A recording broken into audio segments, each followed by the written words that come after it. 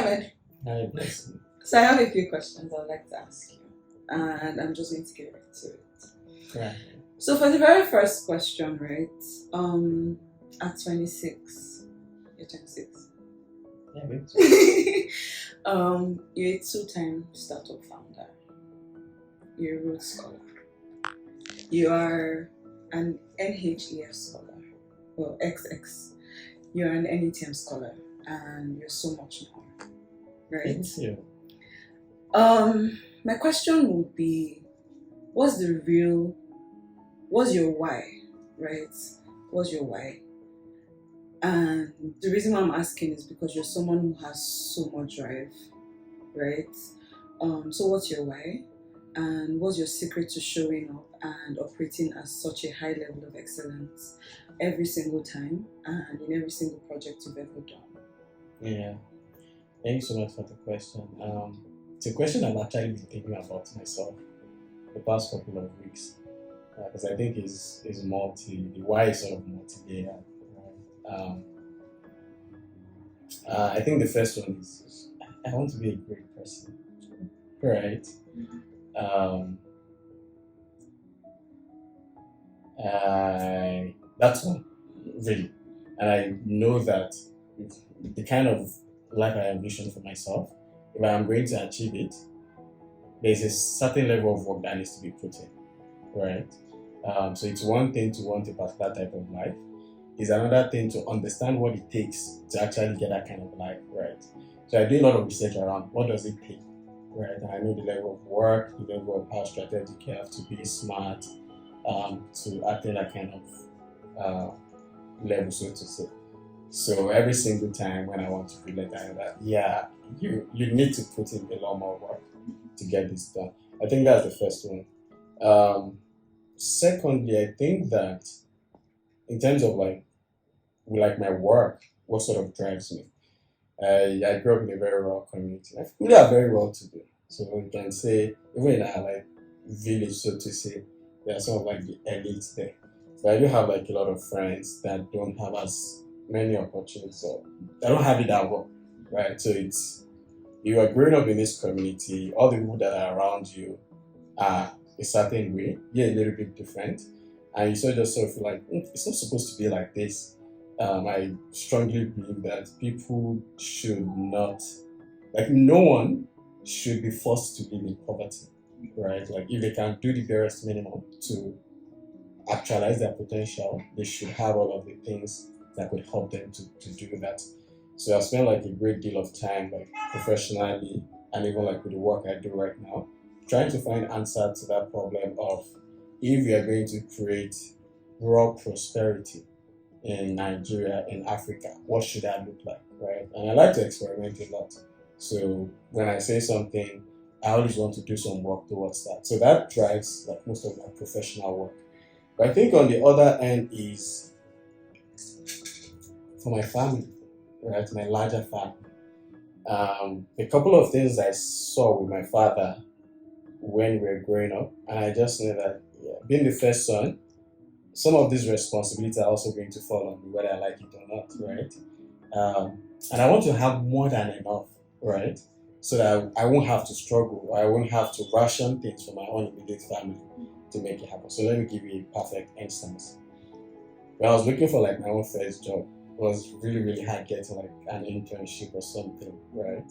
I always had to just work with my father in his cocoa business, which was fun, right? I did learn a lot. How old were you?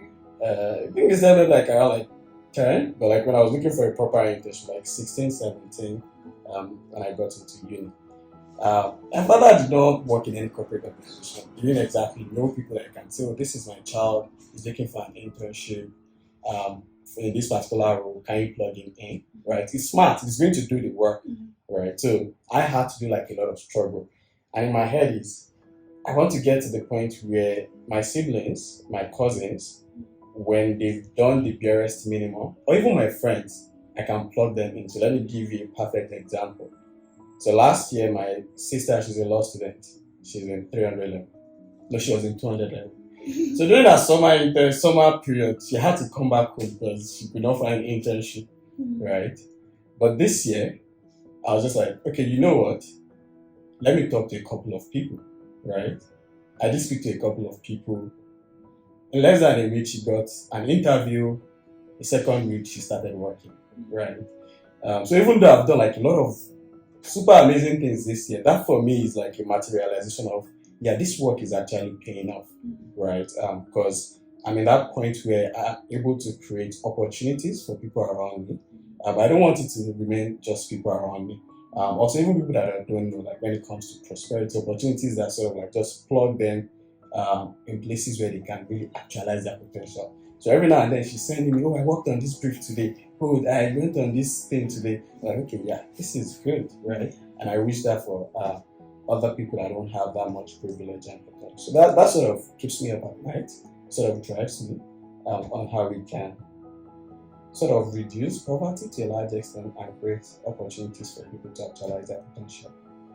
Thank you so much for sharing, Ahmed. And I think this resonates with a lot of people, especially in Nigeria, the kind of backgrounds we had growing up, and the certain mistakes that we saw around us, and the corrections that we want to sort of enforce or make around us. But yeah, thank you so much for sharing. I hope that everyone in their circle, no matter how small, can make a change, and lift. I don't know, that saying they make about we rise by lifting others. I hope that everyone can see this and do similar. The world will be better. So for my very second question, which is something I'm very, very excited about. Yeah. Because I'm someone who is always in her head a lot. This is a very important one for me. We all hear lies, right? Whether from the world, or even our own thoughts. What is one lie, just one, right, that you have faced? And what is the truth anchored, from God that has sort of gotten you through it? And how has that truth from God, become a part of your story today? Yeah. I think the big one is you sort of should wait till tomorrow before you do that big thing.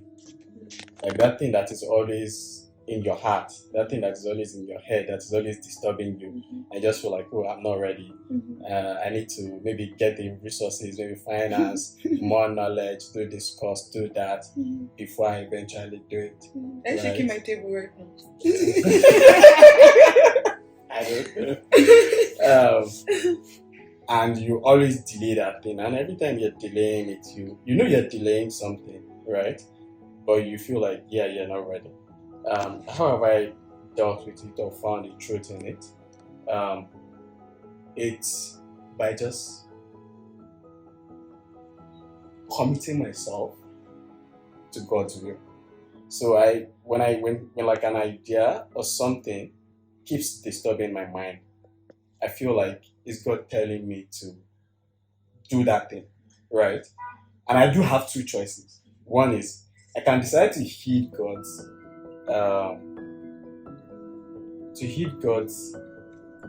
calling or God's like you always have two choices. One is you heed God's voice, you listen to Him. The other is you don't, right? And every single time you don't, you get punished in a way, one way or the other, right? So if you trust God enough, which is what I try to do, and is the truth in that, like if He's telling you something, if He's really knocking on your heart, and you can't do without thinking about that thing, then you should trust Him enough that He won't send you on a journey that you are not prepared for. So in your head, in your space, you might feel like you're not prepared for this thing, right? But I've always found out, like every single time that thing keeps knocking on my heart, I'm like, yeah, I'll take the first step and try to do it. All the things that never existed before just keeps on falling in place and falling in place and falling in place, right? To sort of make it happen. So yeah, the lie, you should always wait till you're ready, or you should always wait till tomorrow. The truth is, if God is telling you something, and you will know if He's telling you something, because in your heart, he's always going to be telling you, you need to do this thing, right? And you just trust him enough that you're definitely ready for him to be telling you to do that at that point in time. And just think about like the smallest thing, the smallest act you can do to kickstart it, right? It could be creating a social media page for something. It could be going somewhere. It could be talking to someone about it, right? Just try to do that smallest thing, and before you know it, all the other things just begin to fall in place, and you're living in God's how do they say it? Wish for your life or something like that. Okay, God's Yeah. plan. God's plan for your life. Amazing. Thank you, Ahmed. So my very last official question will be something we've said over and over again in the course of this conversation. Yeah. You're already making such a huge impact. For anyone who is listening to us currently that wants to do same, but is feeling stuck, is feeling afraid, doesn't know where to begin even, what's that one thing you would share with them to be able to kickstart? So I think it's always maybe one or two things. One is It's always one or two. yeah, it's always one or two things. One is like having the courage to start that thing. I've come to realize that courage comes from like even the little things. So what do I mean? If you set a target for yourself that I want to be waking up by 8 a.m. every day. Let's say you're late, you used to wake up late, and you set a target that you want to be waking up by 8 a.m. and do everything to ensure that you wake up by 8 a.m. Right? And you do that for like a month. There's some sort of confidence that you begin to develop about yourself. That really like I can say I want to do something and actually do it. Right? If you do that in that particular regard, you do that in something else, before you know it, you begin to get like a kind of self-confidence. Like really you can just do things. Like I think it's Tunji or Noko I used to say, like, you really can just do things. So even in the small things, try to wow yourself, right? It could be like a very small project. It could even be like learning how to cook a dish. Like really just try to, maybe that thing you used to fear making it, because like, I fear making like frying eggs. I always want, right? But like if you could just really just try to put your all in it and get it, you begin to develop a sort of self-confidence in yourself, right? And that self-confidence sort of builds on each other. So when you do one small hard thing today and it works, you realize that way like you can do stuff. You do another one tomorrow, it works, you can do stuff. Before you know it, you build your self-confidence over time. That when that calling from God comes that you should go and do something, and everything around you, I think always everything around you is going to be screaming, you're not ready. Yeah. But internally, you know that I need to do this thing. You can go and pick from that courage. Maybe it's me that did that one. I'll try. The worst that will happen is I'll fail at it, right? And I'll pick up the pieces and try again. And you get the courage to work on it. The second one is designing your environment to be the one that sort of encourages you to get stuff done, right? What I found to really work for me is an accountability structure.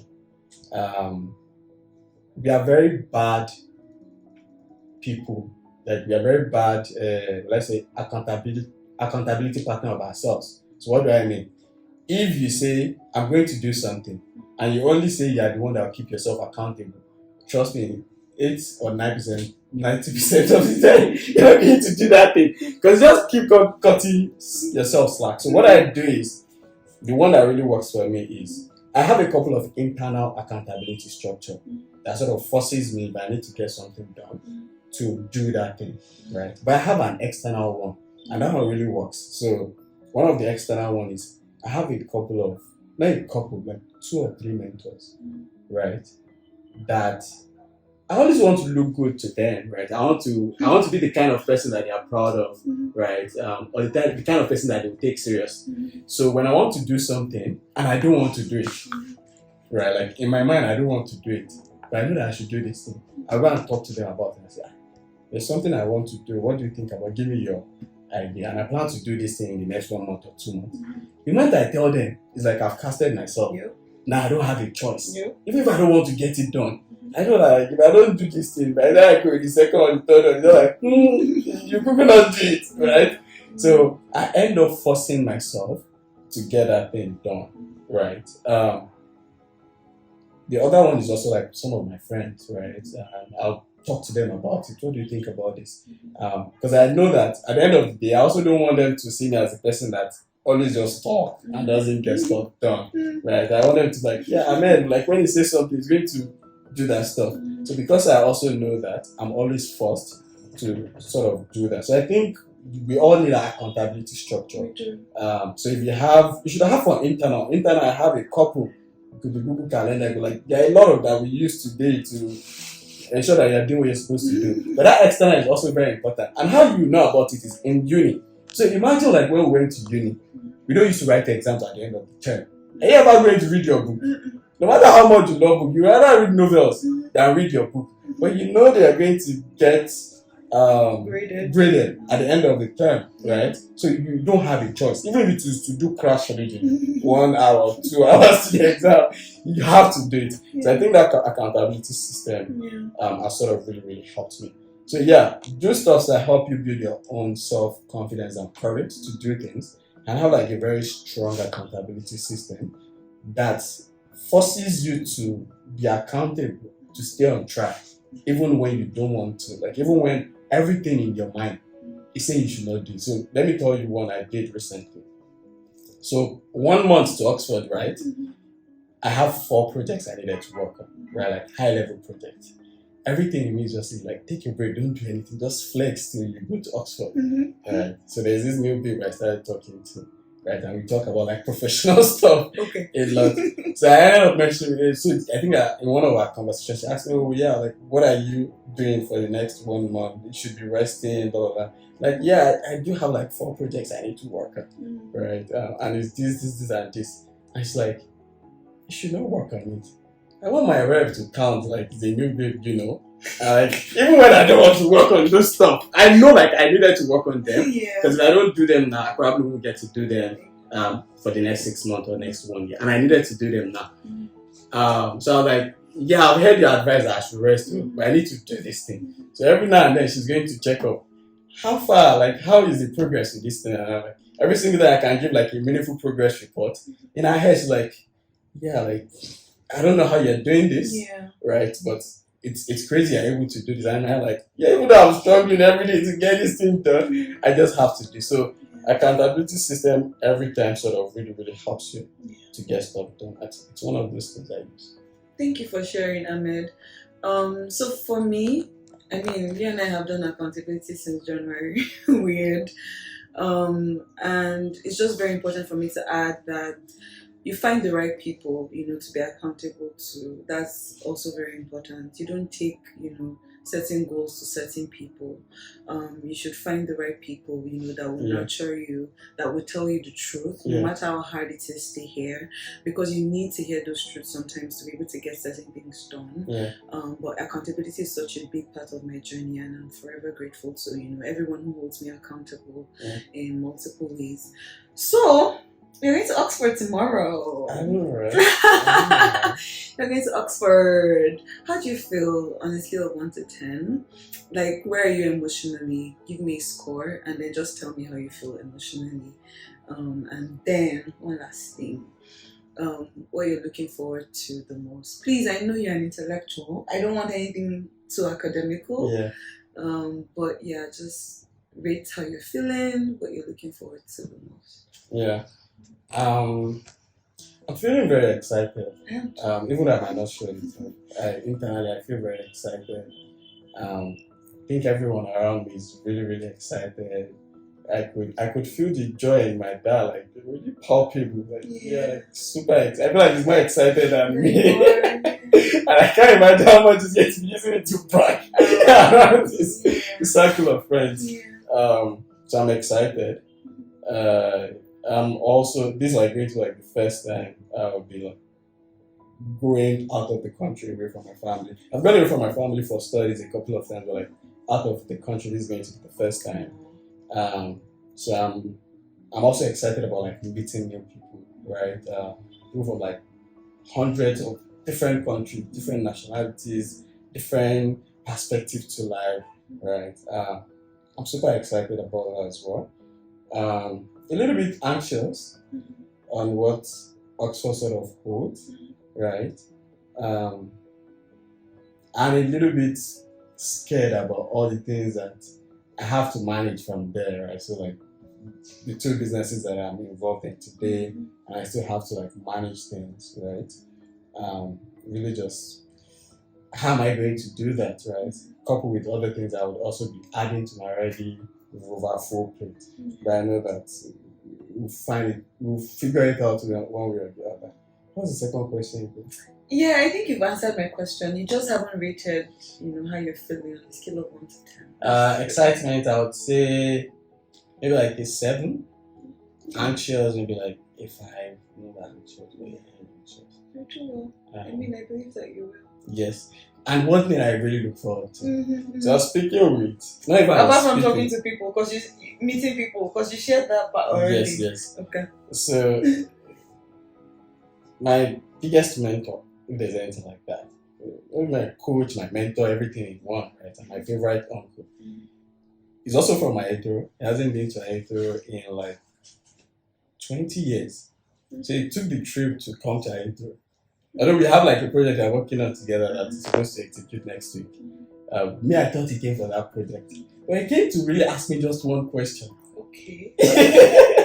And we slept on the same bed and we woke up, it was yesterday's morning, right? And he dropped the question on me, so I'm not going to tell you the question. Why? And he dropped the question. Someone you haven't seen for 20 years. No, I always see him in Lagos. Okay, but he hasn't come to Aetoro, and then he took that trip, bonded with you, slept on the same bed with you, and woke you up with a question. So why are you not going to share the question? Why? I guess you say the answer. We asked you one question. It was really about Oxford, right? And so like, this is the only reason why I came, just to ask you this question. And I rambled for a while, talk about I think about it in 3 ways, all the 3 ways, just to answer it in a manner. Then he mentioned something that I had been sort of working on, but I haven't even thought about it in that dimension. Sort of like share an idea. Have you thought about this? I know that you would think about it more expansively. I should just go do that stuff. Right. So I'm super looking forward to how that is going to You said a lot, but you said nothing, bro. Yeah. that I'm looking for, because that sort of ties into every other thing. Is Oxford supposed to provide you a structure to do that? Is that yes. It's supposed to provide not a structure, a platform. So a platform, yeah. Haven't figured out how it's going to go. But I'm super excited about it. You don't get to do this. I mean, really you literally made me. You find out very soon. When it materializes. So maybe I'm doing the accountability thing, because I can get to Oxford and not want to do that stuff. But now I've talked about it on your gist thing. You're gonna have to. And I'm forced to have to graduate. You're gonna have to do it. And when you do, I'm gonna put it in the comment section or whatever. Yeah.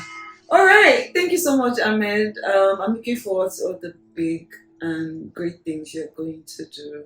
I'm so confident that number one, which is the most important, God's hand is on your life, and any person of interest, with God never goes wrong. So yeah, I'm excited for you, and I'm looking forward to all the pictures. I'm looking forward to all the awards, all the validation, every single thing, all of it. And yeah, I'm about to say something very, but nah, let's leave it there. All right. Thank you, Ahmed, for coming. Thank you, blessing. See you again. It's so nice doing this with you. Yeah, this is the very first episode. The first of many to come. Yeah. Thank you so much. Yeah. And bye. Bye.